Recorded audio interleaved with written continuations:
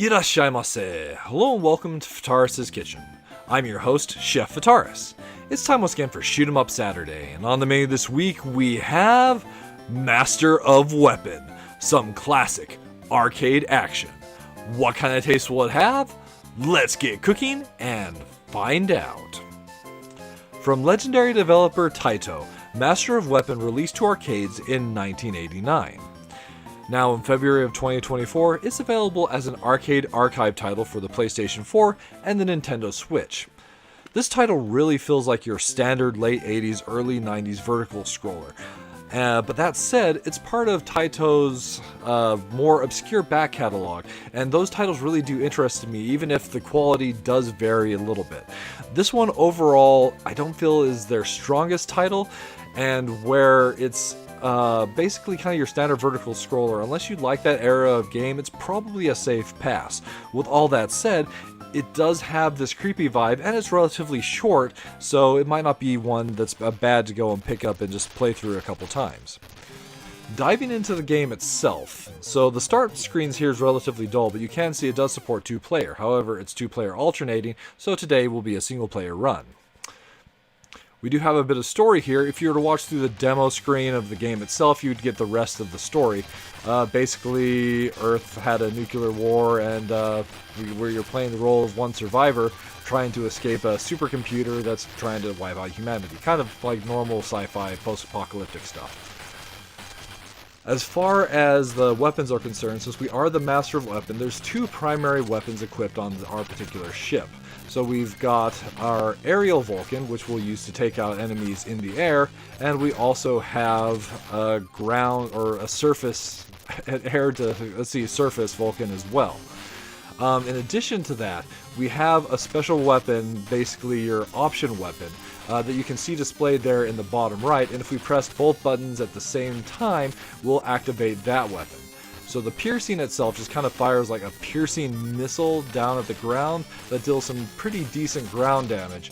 But this rate of fire isn't great. But one advantage it does have is it doesn't use a lot of energy from like the option weapon that we have down below.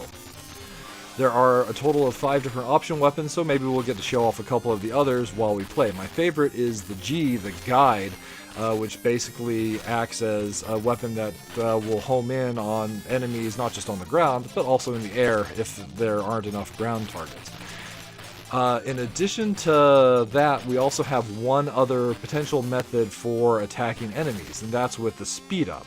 So we can collect speed ups up to 4 times, and those speed ups have an interesting effect when we do. So let's see if I can survive this and actually pick up these speed ups. So when you pick up a speed up, you have flames that come out of the back of the fighter itself, and those will damage enemies behind you.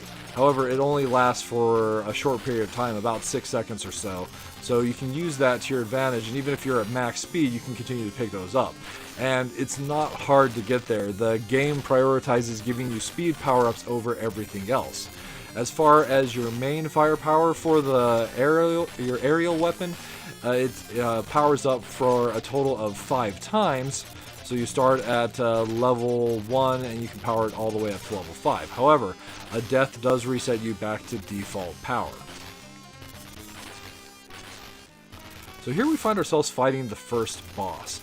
So the bosses themselves are an interesting mix of both aerial and ground targets. And we'll see that especially once we get past the first form. So this P would change us back to our piercing shot, but I do have this wide shot for our option weapon right now, so I would like to keep that.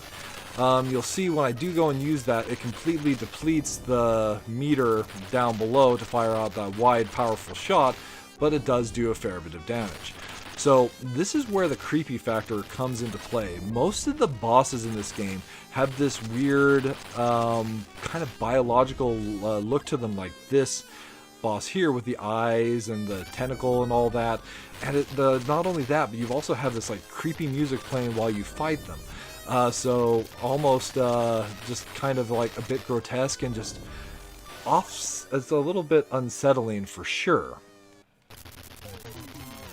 With like that boss defeated, we move on to the next stage, which is Act 3. So the game just has a total of 5 acts. It's relatively short, but the final act does go on for a while. So overall, a run on this game isn't going to take you much time. So if it's one that you just want to sit down and kind of knock out, shoot 'em up real quick, then this is definitely a decent title for that. The score does also continue to accumulate through continues.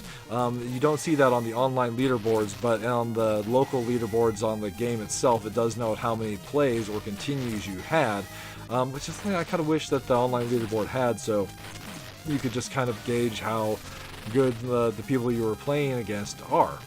So one thing to note as well is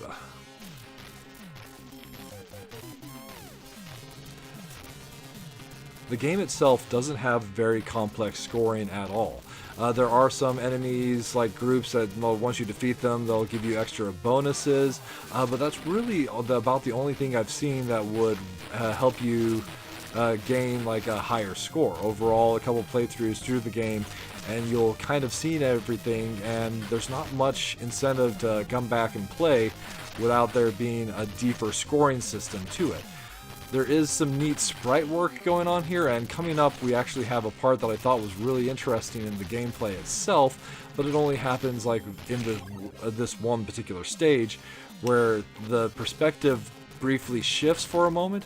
Instead of looking things from top down, we're looking at it from the behind the scenes as we are going up a cliff, and then it goes to top down. I would really like to have seen more of that particular action going on, as like right here things look really interesting and unique, and like that kind of scaling and like sprite work is what I really like seeing from this era of shoot 'em up. So to only have that one special scene throughout the entire course of the game is a bit disappointing. As far as the minus flavors are concerned, so really this kind of shoot 'em up is what you expect from this era of gaming for sure. But it is one that this could be a plus or a minus depending on how you feel about it.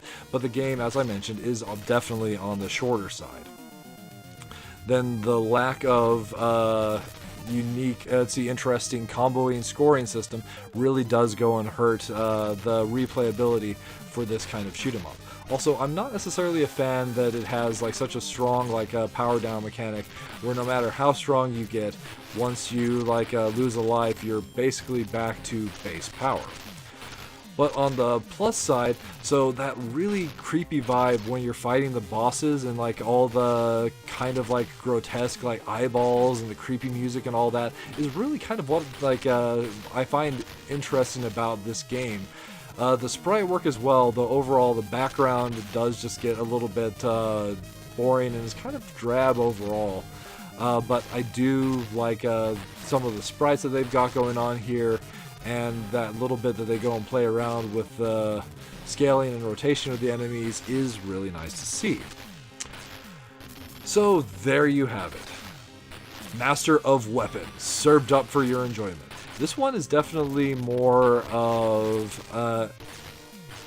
an enthusiast shoot 'em up for sure. It's not one that I would necessarily recommend for everybody.